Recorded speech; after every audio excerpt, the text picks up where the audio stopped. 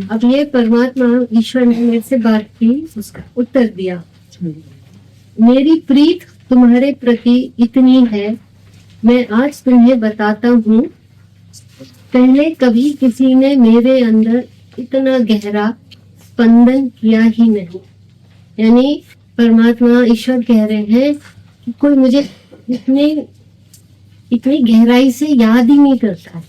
क्योंकि अगर हम भगवान को, ईश्वर को बहुत दिल से याद करते हैं तो भगवान के अंदर स्पंदन होता है, यानी अक्रिय होते हैं। ईश्वर अक्रिय, शांत है, परमात्मा में कोई एक्टिविटी नहीं है। पर भगवान को हमें एक्टिव करने के लिए या रिस्पॉन्स पाने के लिए इतना दिल से उनको पुकारना पड़ता है। मतलब पढ़ता नहीं है, पुकारते हैं हम। देयर इज नो कंपल्शन कि सबको भगवान को याद करना चाहिए, ये हमारी चॉइस होती है। तो कभी मैंने किया होगा तो उसका उत्तर आया कि मेरी प्रीत, अब ईश्वर कह रहे मेरी भी तो तेरे से प्रीत है, तू मुझसे इतनी प्रीत करती है तो मेरी भी है, और तूने मेरे अंदर इतना स्पंदन किया कि मैं विवश हूँ, मुझे तो अब तेरे लिए कुछ कहना पड़ेगा। So it's a very nice two way communication. मेरी प्रीत तुम्हारे प्रति इतनी है, मैं आज तुम्हें बताता हूँ, पहले कभी किसी ने मेरे अंदर इतना गहरा स्पंदन किया ही नहीं। मुझ में इतने सारे रहस्य हैं, मेरी सृजन प्रकृति को निरंतर चलाने के, उनमें से एक है शांति प्रदान करने वाले ओम के बारे में। यानी मेरे अंदर आया कि ये ओम तो बहुत वाइड है। ये साधना ऐसी है कि सागर में आप जितना अंदर जाते हैं तो लगता है अभी तो पैर रखा भी नहीं है, अभी तो और जाना है। तो मुझे एक दिन ऐसे आया कि मैं ये अक्षर देख रही हूँ, हम बार बार इसका स्मरण कर रहे हैं, पर ये और भी ज्यादा है। पता है क्या है ओम? क्या है? राइट? ओम ध्वनि अति पवित्र है, उसमें अनंत शांति विद्यमान है।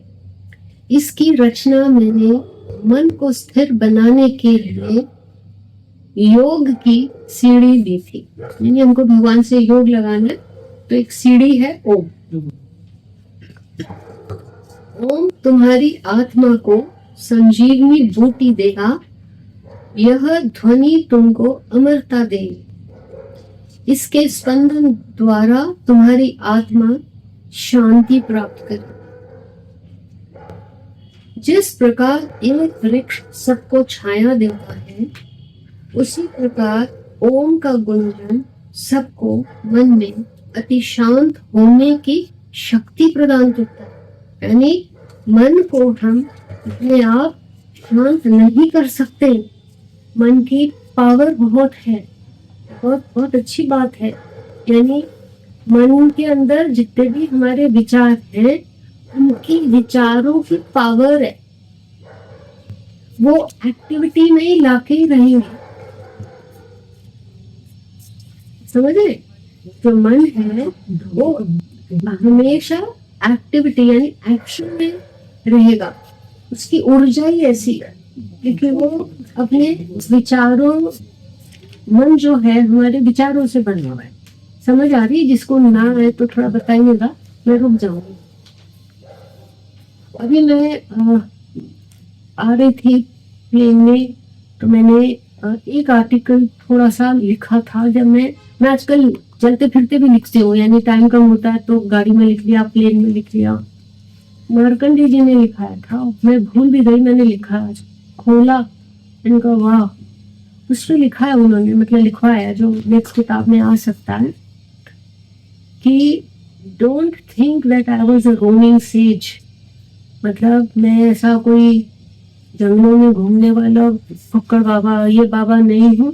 मैंने बहुत जन्म मन और श्वास पे बहुत रिसर्च किया, और मन अपना जो मन है वो और श्वास, इन दोनों के ऊपर जब संयम होता है, काबू होता है, तब जाके विचार तुम्हारे रुकते हैं। समझ रहे? तो मन है वो और श्वास, इन दोनों के ऊपर जब संयम होता है, काबू होता है, तब जाके विचार तुम्हारे रुकते हैं। समझ रहे? तो मन है वो और श्वास, इन दोनों के ऊपर जब संयम होता है, काबू होता है, तब जाके विचार तुम्हारे ये बात लिखा। फिर उन्होंने अपना जो भी वो थोड़ा डाइवर्जन हो जाएगा, तो वो सुबह से मेरे मन में वो बात चल रही है कि इसका मतलब उन्होंने इतने सारे जन्म बार बार ये दे रहे हैं कि ये विचार बंद हो गए। अब विचार इनके बंद हो जाते हैं तब क्या होता है, यानी अगर मेरे विचार बंद हो गए तो क्या होगा। तो परमात्मा मुझे कह रहे हैं तुमसे होंगे नहीं तुम्हारे विचार बंद, तुम ओम ओम का ध्यान करो, उससे तुम्हारा मन शांत होगा। ये मैं कह रही हूँ। उनकी अवस्था अलग है ऋषियों की, हमारी अवस्था कुछ और है। तो अब हम अपने हमसे अभी मन भी नहीं वश हो रहा है, श्वास भी वश नहीं हो रहा है, अब क्या करें। तो एक तीसरा रास्ता बता रहे हैं कि ओम में इतनी ताकत है कि तुम्हारे विचारों को वो कुछ समय के लिए बंद कर देगा। बंद मतलब जो वो लय यानी बर्थ एंड डेथ होती है, एक थॉट की बर्थ एंड डेथ होती है। Death means it's quiet for some time, फिर वो एक्टिविटी में आता है। तो ये प्रक्रिया चलती रहती है, उससे हमको अशांति है। हम कई बार अपने आप को ही कहते हैं रात को कि नींद क्यों नहीं आ रही, ये बंद कब होगा, पर कंट्रोल नहीं है। तो इसके लिए कह रहे हैं कि तुम मुझसे योग लगाओ। भगवान कह रहे हैं मेरे से योग लगाओ। ओम ओम तुम्हें मैं सीढ़ी दे रहा हूं, आ जाओ मेरे पास। पर ये याद रखना कि तुमको अगर मन शांत करना है तो ओम का स्मरण करो। ओम तुम्हें तुम्हारे योग को आगे बढ़ाएगा। जिस प्रकार एक वृक्ष सबको छाया देता है, उसी प्रकार ओम का गुंजन सबको मन में अति शांत होने की शक्ति प्रदान। ये लाइन मिस मत करना।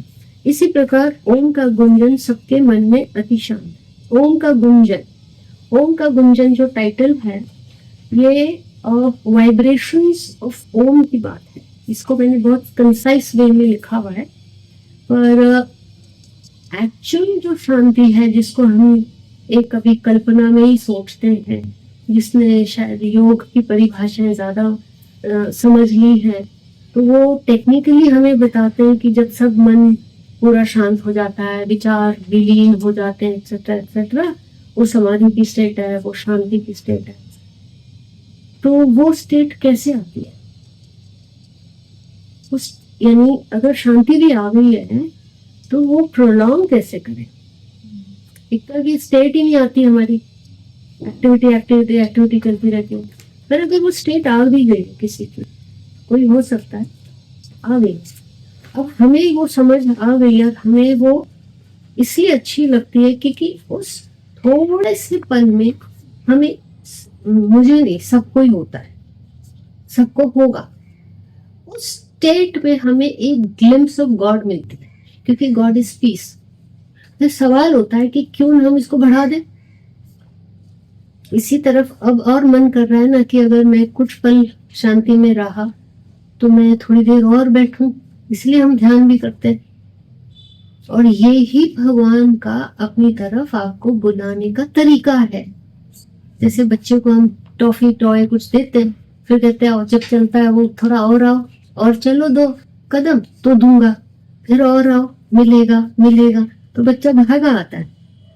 तो परमात्मा भी हमें ऐसे ही बुलाते हैं, क्योंकि विचारों के बंद होते ही हमें शांति का अनुभव होता है, और वो शांति ही हमें ईश्वर का अनुभव करा सकती है, और कुछ नहीं करा सकता। और inner peace is actually a glimpse of God. तो उन्होंने कहा कि ये जो वाइब्रेशंस है, now I will speak on this, ये किसने कहा था उनका गुंजन, क्योंकि अगर हम बार बार जब हमको समय मिले, हम अगर ईश्वर का ओम के द्वारा याद करते हैं, परमात्मा को बहुत याद करते हैं, ये एक्चुअली इतनी ऐसी कैसे बताऊं मैं, यानी हर थॉट का, यानी जो भी हम विचार करते हैं, जैसे हम गाना सुनते हैं तो थोड़ी देर बाद वो रिपीट होता है मन में, वाइब्रेट होता है, वो रेजोनेट करता है।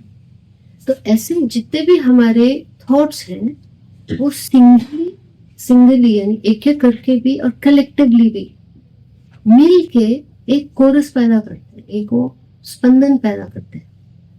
तो बहुत बार हम उस स्पंदन से तंग है, क्योंकि कलेक्टिव थॉट्स या जो थॉट्स हमारे रिपीटेडली जो चल रहे हैं, वो जो डिस्कॉर्डेंट या जो एक हिलाने या डिस्टर्ब करने की जो फ्रीक्वेंसी है केओटिक, वो हमारे बॉडी के सेल्स में जाके डीएनए को डिस्टर्ब करती है। तो हम अगर डीप पीस चाहते हैं तो हमारे बॉडी के सेल्स की एजिटेशन भी खत्म होनी चाहिए। ठीक ठीक लग रहा है? That is deep peace. कि बॉडी भी, एक तो हम जब शुरू करते हैं तो बोलते बॉडी नहीं हिलनी चाहिए, वो सब भी हो जाता है, पर और ओम का ध्यान इसलिए बोलते हैं भगवान करो करो करो, क्योंकि हम जितनी बार रिपीट करेंगे तो उसका वाइब्रेशन हमारे अंदर एम्बेड होने वाला है, और जब कोई डिस्टरबेंस आएगी तो ये हेल्पफुल है हमारे लिए। जो हमने जमा कर लिया ओम की वाइब्रेशंस अंदर चली गई हैं। इनफैक्ट आप कभी भी 2 मिनट ध्यान करें, फिर इसको सुने, फिर जब लगे कि नहीं अब मैं वापस नॉर्मल स्टेट में आ रही हूँ, उसी समय आप अगर कोई दुविधा में है या आपको समझ नहीं आ रहा मैं क्या निर्णय लूं, मैं क्या करूं, या इसका क्या क्या सही क्या गलत क्या करना चाहिए, आप उस समय वो बात बोल दो, वो बात का आपको समाधान मिल जाता है। That is the closest one can get to God at that time. जब भी आपको डिलेमा लगे या चॉइस क्या करो, दोनों ही ठीक लग रहे हैं, दोनों ही गलत लग रहे हैं, फिर भी चॉइस करनी है। बहुत बार हमारे साथ ये होता है, ये भी ठीक नहीं लग रहा, पता ही नहीं कि ठीक क्या है। उस समय आप ध्यान करो, अपने मन की दुविधा भगवान को बताओ और भूल जाओ कि आपने पूछा नहीं। अपने आप रिजॉल्व होती है चीजें, अपने आप होती है, क्योंकि ये ब्रह्मांड रेजोनेट करता है। यानी हम जो कुछ भी यूनिवर्स में डाल रहे हैं, ब्रह्मांड में डाल रहे हैं, उसका रिप्लाई आता है, हमें लेना नहीं आता है। जो मैंने कहा, मैं भगवान से कह रही थी आपकी भाषा क्या है, स्क्रिप्ट क्या है, आप कैसे बात करते हैं। आई एम अ न्यू योगी, मुझे नहीं पता हाउ डू यू कम्युनिकेट। जो बहुत डिवाइन बीइंग्स हैं वो कैसे कम्युनिकेट करते हैं, they are not in physical body but they are communicating. जब ट्रीज कम्युनिकेट करते हैं, बर्ड्स करते हैं, इंसेक्ट्स करते हैं, तो मैं तो ह्यूमन बीइंग हूँ, मेरा तो स्पाइन भी है, उनके स्पाइन नहीं है प्लीज, मैं एन इवॉल्व पर्सन, फिर मेरे को कम्युनिकेशन नहीं आ रहा है। अब कितने सारे एनिमल्स को देखो, बहुत, मुझे तो बहुत फैसिनेट करता है। एलिफेंट्स की अलग क्वालिटीज हैं, इसकी अलग क्वालिटीज हैं, उनका कम्युनिकेशन देखो, बीज का देखो, इंसेक्ट्स का देखो। Look around, nature is teaching you, learn from nature. Rainfall के रेन ड्रॉप्स, 4 ड्रॉप्स गिरते हैं धरती पे, कितनी हाइपर एक्टिविटी हो जाती है अर्थ में, सॉइल में।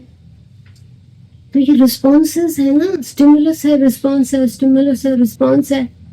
तो जब हम इतनी बड़ी पावर को वो कर रहे, इन्वोक कर रहे, तो वहां से भी तो रिप्लाई आ रहा है। तो वो रिप्लाई शांति में मिलने वाला है।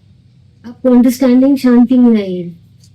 ओम का सहारा लो और चलो, ये कह रही हूँ कि आपको वो भाषा तब समझ आएगी। ये एब्स्ट्रैक्ट लगता है ओम क्या है, नहीं, ये पावर है। गॉड का मैनिफेस्टेशन फर्स्ट साउंड में हुआ है, अ उ म। अ में भी पावर ईश्वर की है, उ में भी है, म में भी है, क्योंकि ये फर्स्ट सिलेबल्स है। ये फर्स्ट सिलेबस बनाया भगवान ने। ये हमने किया था ना वर्ल्ड रिफॉर्मेशन पार्ट 1 में, कितना सुंदर थी, अमरा ऋषि ने बताया था। बहुत बहुत ही अद्भुत बातें बताते हैं, क्योंकि ये ऋषि कुछ 1 करोड़ वर्ष पुराने हैं, इनकी तो बातें ही अलग हैं। ईश्वर ने जब धरती बनाई, सृष्टि, पहले तो धरती बनी नहीं।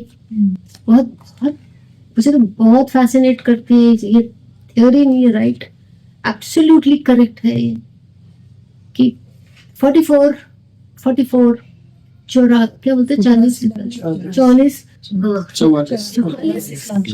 वर्ष पहले भगवान ने संकल्प लिया कि मैं धरती बनाऊं, पर वो बनी थोड़ी।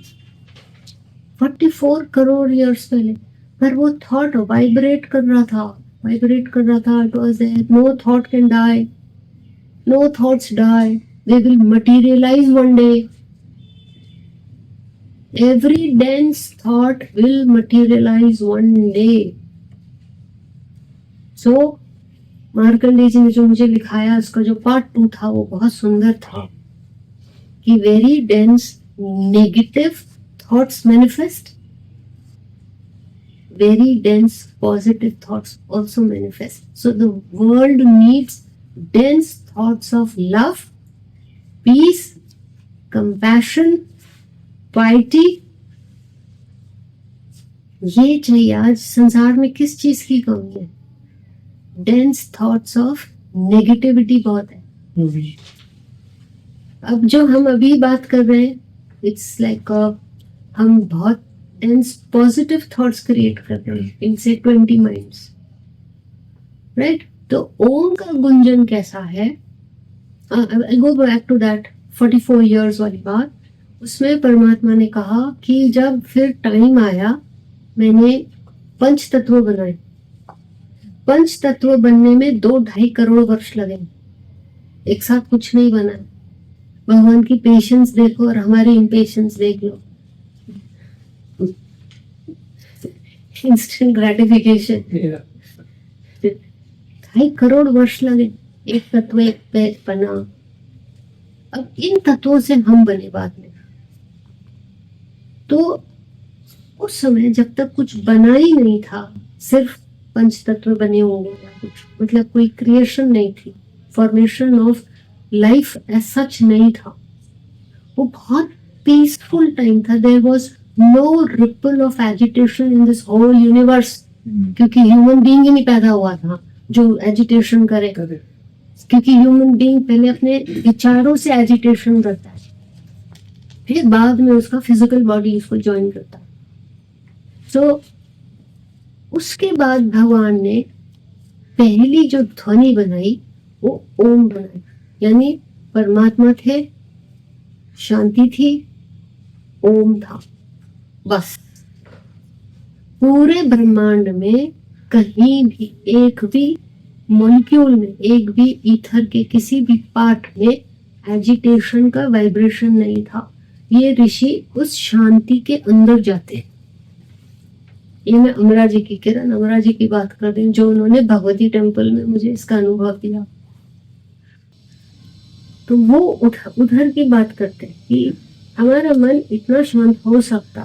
तो ओम उस शांति की मैं बात कर रही, यानी परमात्मा भी मुझे उस शांति की बात करा रहे कि देख तेरे अंदर भी वही शांति है. तो ओम को तेरे अंदर जैसे आप कुछ ना कर रहे हो, आप लेट रहे हो, आप आराम कर रहे हो, तो अब जैसे हम आगे पीछे का कुछ साउंड सुन रहे हैं, ऐसे तो डिस्कनेक्ट हो ही जाते हैं. पर अगर हमारे अंदर थोड़ी भी बॉडी में, राइट, कोई हरकत नहीं है, वी आर वेरी, जिसको हम चैतन्य आसन, शवासन, कुछ भी जो बोलते हैं कि टोटल रिलैक्सेशन है.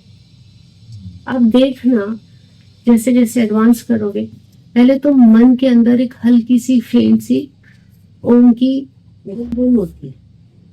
एक इसके आगे की स्टेज होती है जब गुंजन नहीं होती, केवल एक जैसे हार्ट बीट होती है ना, ऐसे एक बहुत रिदमिक बीट होती है सेल्स में.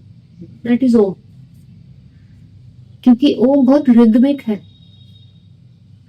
ओम बहुत रिदमिक है, बिना ताल के नहीं है Om. If it vibrates it's going to be like,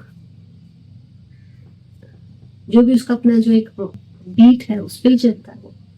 तो वो बीट एक्चुअली हमारे जो अंदर यू कुड से पल्स है, या बॉडी जो हमारी जो नसें हैं जो चलती है, और उसके गहरे में अगर गहराई में जाते हैं उससे भी, तो हमारा जो डीएनए वो सबसे सटली वाइब्रेट करता है. सबसे ज्यादा सटल हमारा डीएनए होता है, which is just feeble feelings. तो अगर हम उस लेवल तक ओम को अंदर ले जाते हैं, then we have touched the base of our mind. तो ये कोशिश ध्यान से करें तो अच्छा है. तो वो स्टेट में जब मैं थी तो मुझे ये लिखाया गया कि तुम अब ये अनुभव अपना लिख लो। जिस प्रकार एक वृक्ष सबको छाया देता है, उसी प्रकार ओम का गुंजन सबके मन में अति शांत होने की शक्ति प्रदान करता है। तुम्हारे अंदर आज एक प्रश्न उठा है कि तुम किस प्रकार विश्व में दूर तक फैली अशांति को कम कर सको। मेरा तुमको उत्तर ध्यान में आया है। सबसे पहले जान लो, वातावरण दूर दूर तक बहुत दूषित है। लोगों के विचार अज्ञान से भरे हैं। वे तुम्हें ध्यान में रोकते हैं। उनके विचारों द्वारा वे विभिन्न प्रकार की इच्छाएं पूर्ति करना चाहते हैं। अनंत काल से वे इच्छाओं को पूर्ण करने में संलग्न है। तुम्हें अपना ध्यान अचूक बनाना है। आज्ञा चक्र केंद्र बिंदु है। वहां तुम्हें अडिग होकर मन में प्राण शक्ति को स्थिर रखना है। ऐसा करने से प्राण की बहुत तीव्र गति से मस्तिष्क में वृद्धि होती है। मन पुराने निरर्थक विचारों को तुरंत त्याग देता है। जब तुम एक शक्तिशाली केंद्र में ध्यान लगाओगी, मेरी ऊर्जा तुम्हें प्राप्त होगी। मन को पूरी तरह मुझ में केंद्रित करो और अडिग रहो। कुछ समय बाद ओम का स्मरण करो। एक दैदीप्यमान प्रकाश ज्योति का स्मरण करो। उस प्रकाश को अपने शीर्ष में प्रवेश करो। अनेकों बार मन ही मन में ओम को बोलो। उसकी ऊर्जा को अपने चारों ओर फैलने दो। ओम का मन में गुंजन गान करो। ओम की तरंगे आकाश द्वारा विश्व में फैलेंगी। वे उन लोगों के मन में एक स्वर्णिम किरण अवश्य प्रदान करेंगी। कभी न कभी एक मेरी ज्योति की किरण उस मनुष्य को मेरे पास आने की प्रेरणा अवश्य देगी। उसे ध्यान करने की इच्छा होगी। विश्व में अशांति अशांत मन द्वारा है। मन संसार भोग में लिप्त है। जितनी सांसारिक इच्छाएं बढ़ेंगी, उतनी मन में अशांति होगी। ओम का गुंजन आकाश में फैलाओ। उसकी ध्वनि धीरे धीरे लोगों में परिवर्तन अवश्य लाएंगी। ओम का गुंजन तुम्हारे मन में सदा होता रहेगा। यह आज मेरा तुम्हें आशीर्वाद है।